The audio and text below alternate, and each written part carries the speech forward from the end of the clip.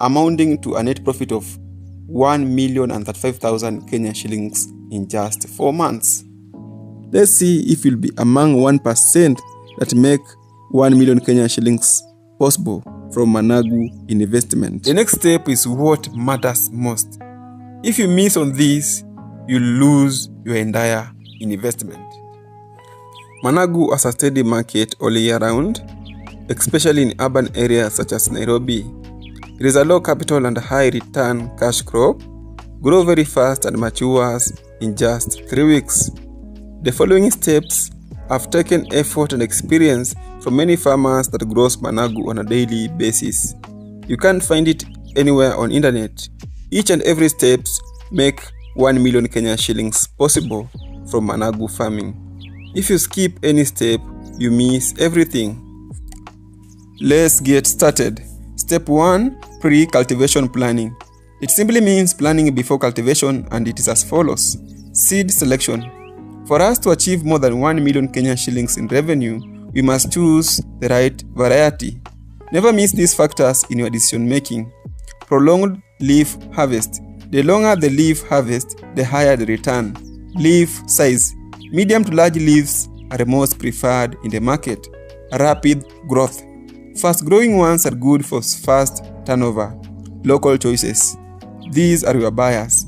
The customer is the king. Always source seed from certified agro dealer. Pre-cultivation planning number 2. Market survey. Imagine selling pork in a Muslim nation. Forget that. Most farmers plant Manangu after maize harvest in October, November, December season to target dry months of January and February. The supply become high, causing glut in the market.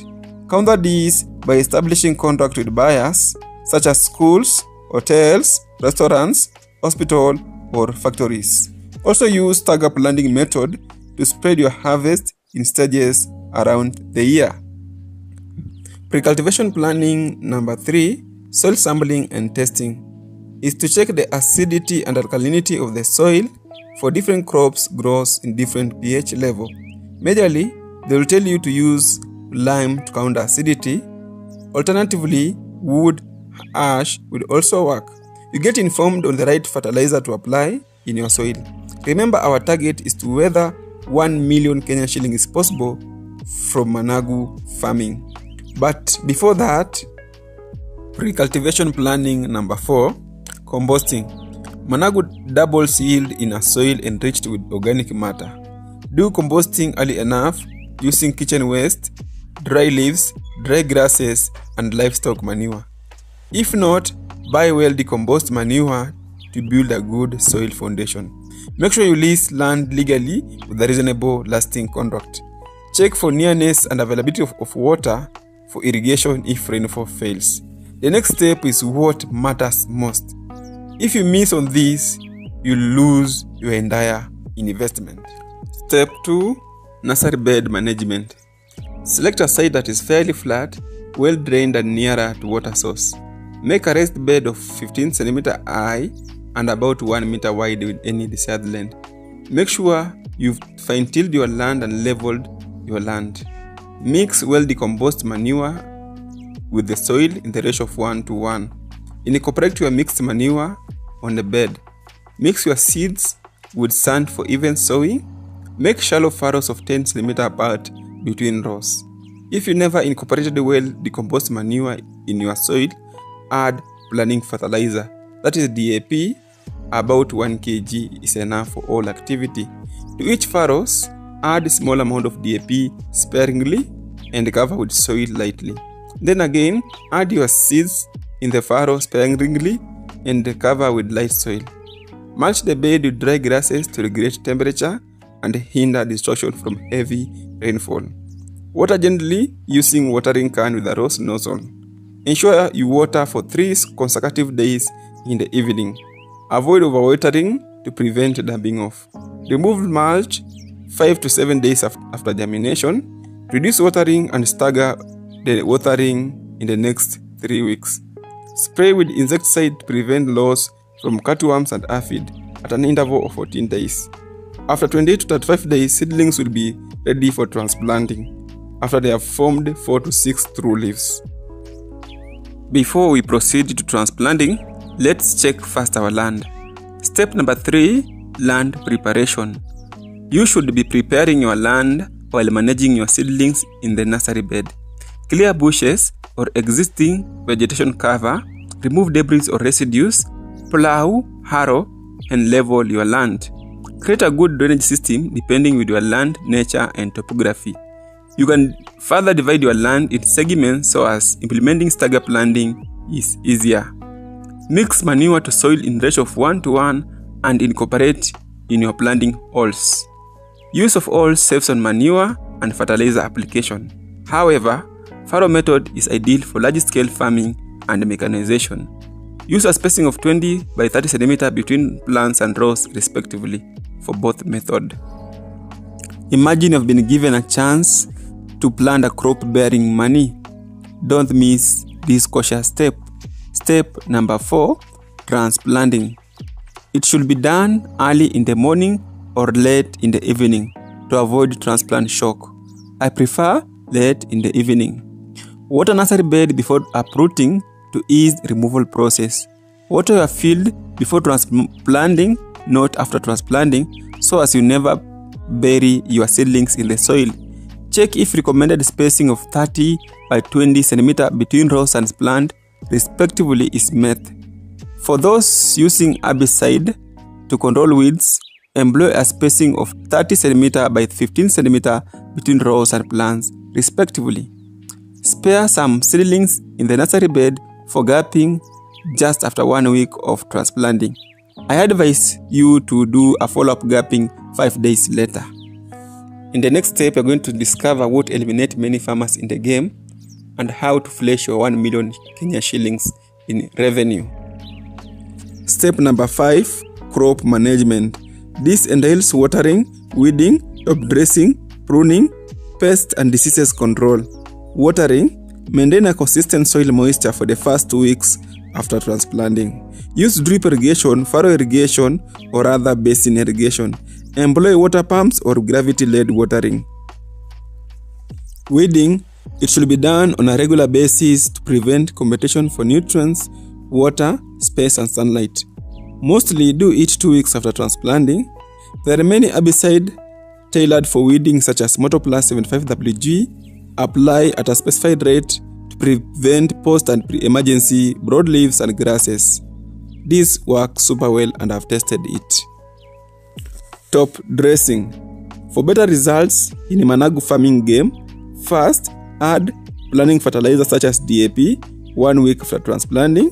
Place 5 cm away from the plant base. After 2 weeks later, apply nitrogen-rich fertilizer such as CN, urea, or ammonium sulfate. From there, henceforth. A bonus tip for you.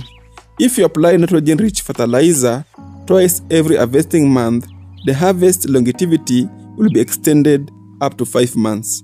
From month 6 onward, it won't be sustainable. Pruning, this is where many people go wrong. They just pinch the terminal shoot because they heard somewhere on internet.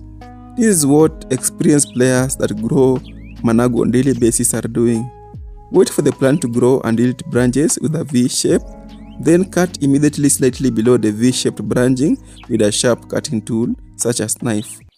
Checked. You have just controlled the game. With knife, you have avoided bruising the plant and in turn promoted vigorous side branching. 10 days from now, you will be harvesting. But the next move in this game is what matters the most. Let's see if you'll be among 1% that make 1 million Kenya shillings possible from Manangu investment. Pest and diseases control, the most competitive part of the game. The first greedy pest is cutworm. Cutworm play the game mercilessly by cutting seedlings in the nursery bed and in the main field after transplanting. They also eat tender shoots and leaves of young plants. Aphids assume the next shift boldly. They have intent to suck up your managed leaf until it is folded or curled. Aphids will come in the battlefield with these colors: green, yellow, pink, brown, black, or mottled. If that trickery is discovered, the spider mites will bring backup. They will come in numbers to patrol every leaf by sucking sap as they multiply in their web until the money plants lack enough water to support life in the game. In this case, don't hesitate. Use insecticide such as Profile, Luthrin, Degree Max, Escort, Confido with many others to wipe out all of them in the game. The game toughens as diseases take over the weak pest.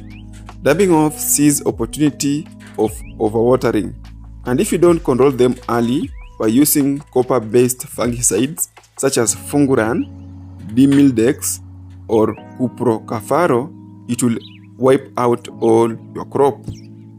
No time to rest as bacterial leaf spot diseases continue attacking. This dark brown to black spot with a hollow or round tissue will surround each spot, causing the leaf to dry or causes short holes. The leaf is the energy factory of our money plant. At this point, we are determined we cannot lose the game. The old secret is to destroy them with the same copper fungicide such as Funguran, Dilmidex, or Cuprocafaro. Powder mildew. The war is not yet over. This white powder gets deposited on our leaf surface, favored mostly by humid conditions. Let us be quick and destroy the fungi with the fungicide that is copper-based or sulfur-based. Examples of sulfur-based fungicide in the market are Yellow King, Devil Sulfur, Top Guard, Sulpo, or Cosaviet.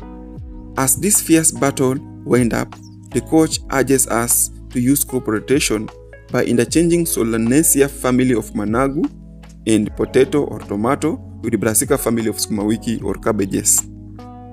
Some things in life comes as a surprise.